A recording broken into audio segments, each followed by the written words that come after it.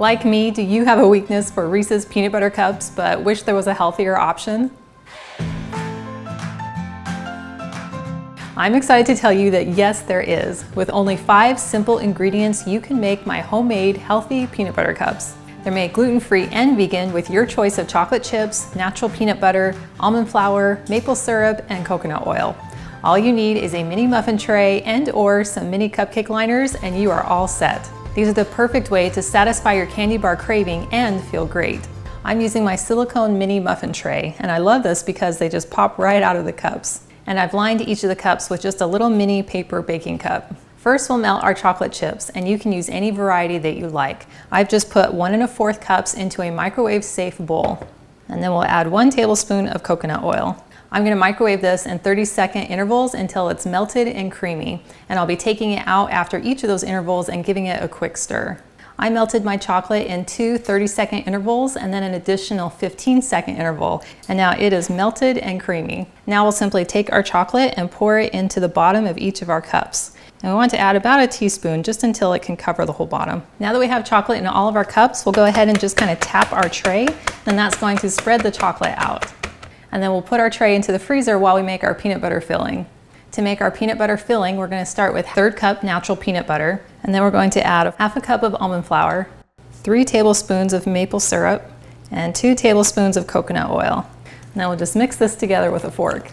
And then we have this super delicious and simple peanut butter filling. You can go ahead and give it a little pinky test. And if you find you'd like it a tad sweeter, you could always add another teaspoon or 2 of maple syrup. Now we can set this aside and then go get our muffin tray out of the freezer.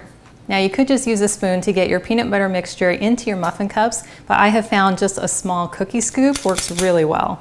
So I'm just gonna fill it up about halfway and then drop the peanut butter into the cup. It's as easy as it gets.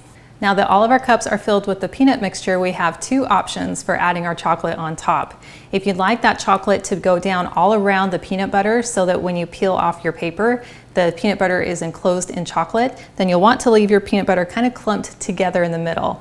Or if you'd like to see those layers of chocolate, then peanut butter, then chocolate when you peel off that paper, then you'll want that peanut butter to spread out inside of the cup. I'm going to try both methods. So I went ahead and pulled out a couple, and then the ones that are remaining, I'm just going to go ahead and tap my tray gently, and that's going to spread out the peanut butter.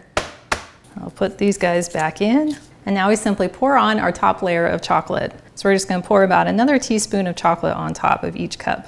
This is so #satisfying. And then once you have all your chocolate poured on top, go ahead and just give your tray a couple taps, and that will help spread out the chocolate. And then to get that delicious contrast between the sweet and the salty, you'll want to sprinkle on just a little bit of flaky sea salt on top of each cup before the chocolate hardens. This isn't necessary, but definitely takes these up a notch. And then you'll want to put these back in the freezer for about 30 minutes to an hour or until they set. Well, here's a tray I made earlier, and as you can see, it has already been vandalized. These are very hard to resist.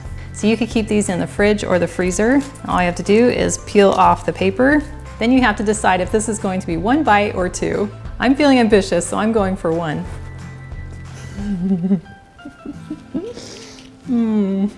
That is so good. I can't even talk. That tastes just like a Reese's peanut butter cup, but honestly, I enjoy it even more because it's not overpoweringly sweet. I love that it's made with 5 clean, simple ingredients and without any high fructose corn syrup or processed white sugar. And they are very fun and satisfying to make.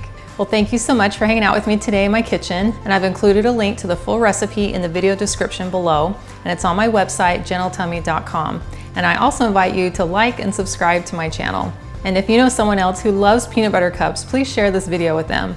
And I cannot wait to have you hang out with me again in my kitchen next time.